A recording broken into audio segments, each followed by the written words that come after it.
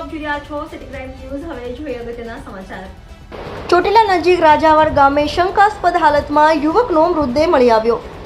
સુરેન્દ્રનગર ચોટીલા રાજાવર રહેતા 4 દિવસથી ગુમ થયેલ યુવકની સળગેલી હાલતમાં લાશ મળી આવી હતી। યુવકને સળગાવી નાખી હત્યા કરી પરિવારજનો આક્ષેપ।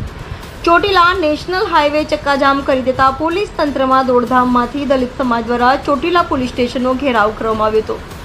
દલિત યુવાન દિલીપ વાઘેલાનો મુદ્દો ચોટીલા રેફરલ ખાતે લાવવામાં આવ્યો હતો। ચોક્કસ કારણ જાણવા માટે લાશને ફોરેન્સિક પીએમ માટે રાજકોટ મોકલવામાં આવી હતી। પોલીસની પ્રાથમિક તપાસમાં જૂની અદાવતમાં બનાવ સામે આવ્યો છે।